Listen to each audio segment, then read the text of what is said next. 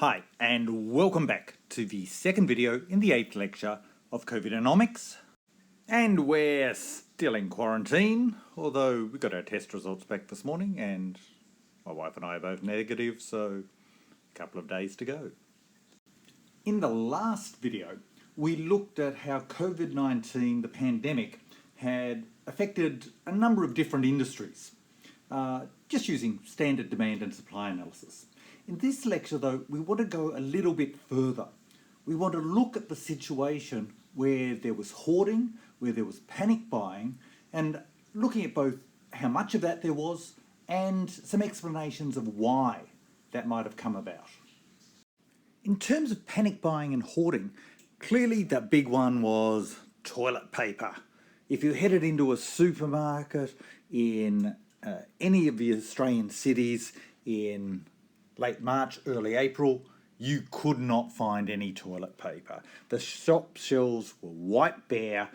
Even if you went to the wholesalers, the distributors from the factory, even they had run out of stock.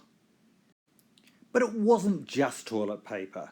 So home cleaning products, sanitising products, they also had a run. And the supermarkets responded by putting limits on people's ability to buy those products. A limit of, say, 2 items per customer for cleaning products, for sanitising products. They also introduced some new rules whereby older Australians were able to shop in a particular period early in the day without other customers in the store, so that they could both get access to the products and that they could shop safely, given that even in those early days, we knew that the elderly were at higher risk from COVID-19.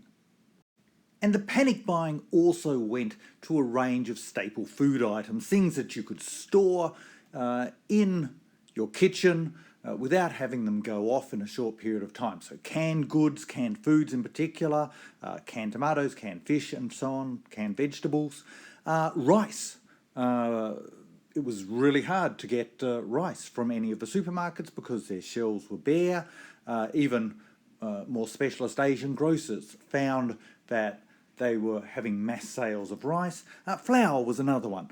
It was actually amazing how many people suddenly decided they were going to buy home bread products. I don't know how many of them actually got around to baking that bread at home.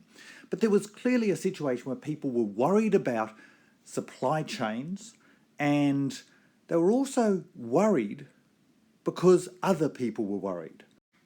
This panic buying, by the way, had a huge beneficial impact on retail sales. So despite the fact we were moving into a period of pandemic, despite the fact that cafes, restaurants, clothing, all of those retail sales fell, despite that, we had a record increase in retail turnover. Keane and Neal have tried to empirically capture this panic buying in different countries. They established an index of panic buying and then were able to compare how different countries, as they went into lockdown, how panic buying broke out.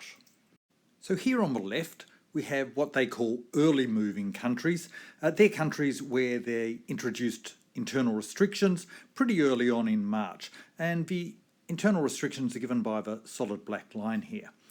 The lighter grey line is the average panic index across these countries. And you can see for these early movers, there's a bit of panic, bit of hoarding going on, but then once the restrictions come into place, panic index goes through the roof. Lots of panic buying, lots of hoarding. Over on this right-hand graph, we've got what Keane and Neal call late countries. So they were countries that tended to introduce internal restrictions around the end of March, so heading towards April. Again, that black line. You'll notice they had a bit of a spike up in panic earlier on, actually, around the beginning of February. But then the real panic started after the early countries had put their restrictions in place, and these late countries, well, the people knew that something was coming, and they started preparing for it by buying up and hoarding in advance.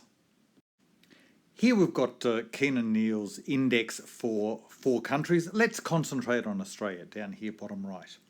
So the vertical bars represent when different restrictions were brought in. The light grey refers to COVID-19 cases. The darker line, the black line here, refers to panic and hoarding, panic buying. And you'll notice in Australia, actually, our panic buying tended to be concentrated in early March. So actually well before most restrictions were brought in and well before the COVID-19 cases really took off in Australia.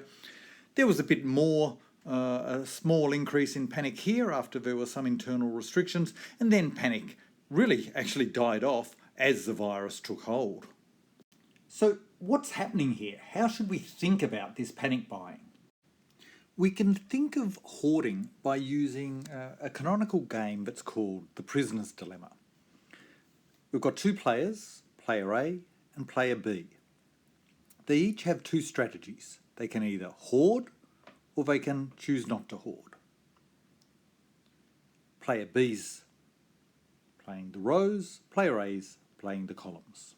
It's a simultaneous move game, so they make their decisions at the same time, and the payoffs are given here. So the top right payoff in each box is the payoff to player A, bottom left payoff to player B. So what's the structure of this game? Well, they could both choose not to hoard. There's probably not going to be a problem with supply chains, and we'll give them a payoff of 30 each if they each choose don't hoard. However, what happens if player A chooses not to hoard, but player B decides, well, let's make sure we've got enough toilet paper to last through the pandemic, and goes and bulk buys the toilet paper runs out, player A doesn't get any. Well, in that situation, player B has chosen to hoard, so they're safe. They get a payoff of 50. They get the security of knowing that there's no risk of being toilet paperless. However, player A, well, they go to the supermarket, there's no toilet paper there, they've run out. They're not in a great shape. They get a payoff of minus 100. Similarly, if player B chooses not to hoard and player A does hoard, player A gets that benefit. They get the 50.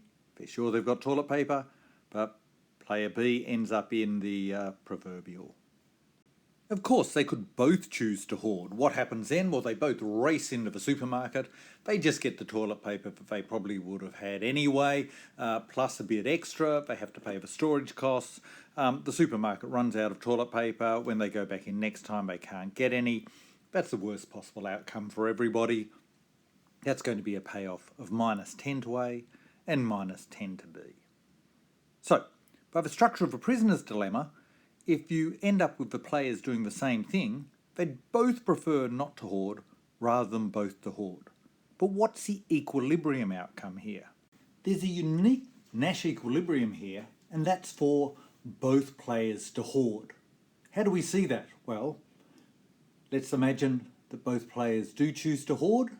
Would player B prefer not to hoard, given player A is going to hoard? No. Player B would get a payoff of minus 100 compared to minus 10. So if player B believes that player A is going to hoard, they certainly won't deviate. Similarly, if player A believes that player B is going to hoard, they won't want to deviate either. So we know that hoard is the Nash equilibrium. How can we check that it's unique? Well, you can check each box. So for example, would don't hoard be a Nash equilibrium? No, to see that, imagine that player A is playing don't hoard. Well, player B would want to deviate. They get 50 if they choose hoard rather than 30.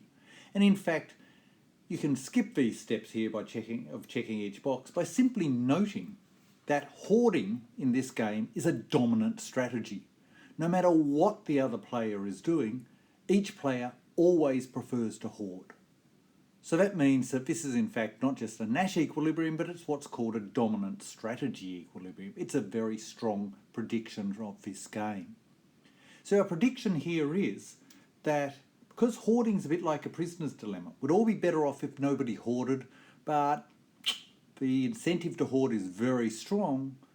Our prediction is that everybody's going to race down to the supermarket, they're going to see someone walking out with that toilet paper roll under their arm, and they're going to say, no, I shouldn't do this, but I better go and buy that toilet paper too. That that self-reinforcing hoarding behaviour is what leads the supermarkets to run out of stock. It actually is the consumer's behaviour that causes the problems in the supply chain, not the COVID-19 virus. So we can think of panic buying as a prisoner's dilemma. In the next video, we're going to take a bit of a detour and look at a more general model of herd behaviour, where people tend to all do the same thing, even though it may not be optimal. We're then going to look at how governments respond to panic buying or the potential for panic buying and hoarding. But that's it for now. I'm on my exercise break and still in quarantine in Brisbane. Talk to you soon.